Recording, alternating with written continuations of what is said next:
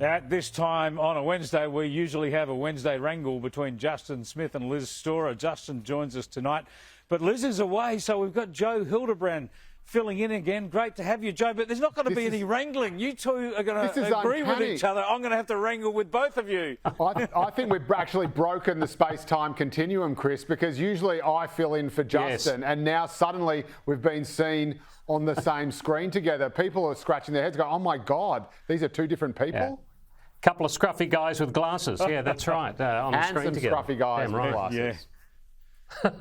Well, here's one that I want to wrangle with you both. The biggest economy in the world now is pulling out of the Paris Agreement. It's not going to impoverish itself in pursuit of net zero by 2050.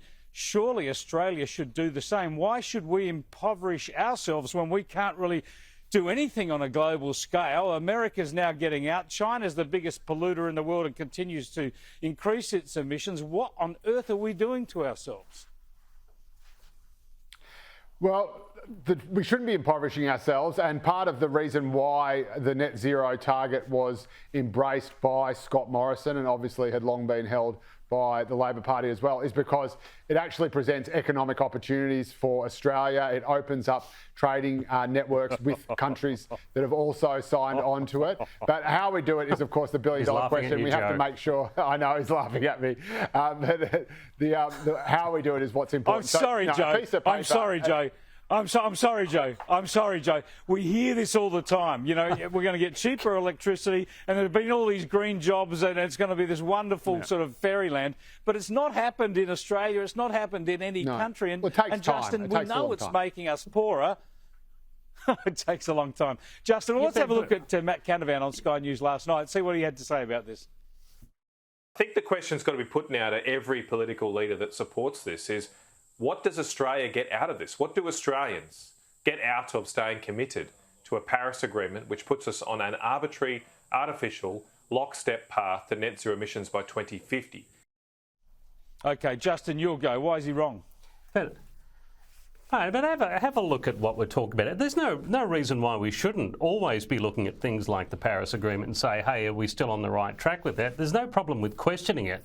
But let's have a look at the people that you're backing here. You're backing Trump for a start because he made this decision. Now, Trump is a guy who actually doesn't believe that climate change is a real thing. So have a think about that for a second. We're following the lead of a person who doesn't believe climate change is a real thing. And then we've got the Senate here. We've got a couple of senators here in Australia. People like Canavan don't believe in climate change either, and also talk about us spewing out only 1% of the world's carbon into the atmosphere. Yep. Now, if we're going to look at that and say, well, hang on a sec, okay, is that really the way it works? So if we're only 1%, does that not mean we can't be a leader in this world?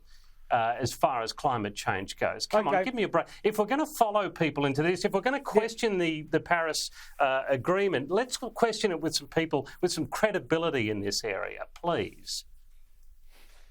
Yeah, see, the people I care about in this debate are the Australian people, and it's not about what Donald Trump believes about science.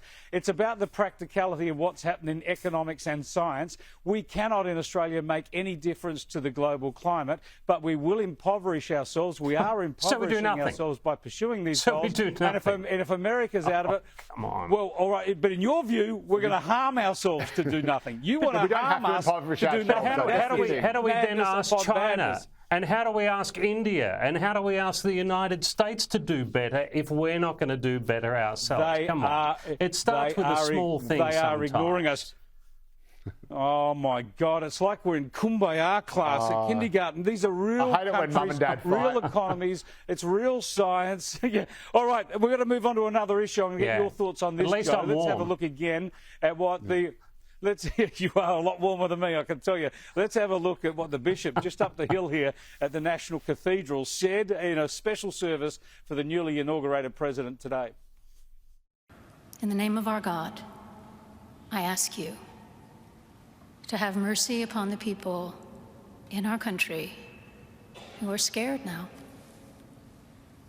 There are gay, lesbian, and transgender children in Democratic, Republican, and independent families, some who fear for their lives. And the people who pick our crops and clean our office buildings, who labor in poultry farms and meat packing plants, who wash the dishes after we eat in restaurants and work the night shifts in hospitals, they may not be citizens or have the proper documentation, but the vast majority of immigrants are not criminals. Joe, peak virtue signalling? Could you see sort of all the frantic texting just out of shot, going, who invited her? How did she get on the list? Where did she come from? This is what happens when you get the Uniting Church into your organ. No, look, I think obviously that is a valid point. And I know for a fact there are people who are very nervous about what Donald Trump will do. The truth is he's already been president once before. The sky didn't fall in.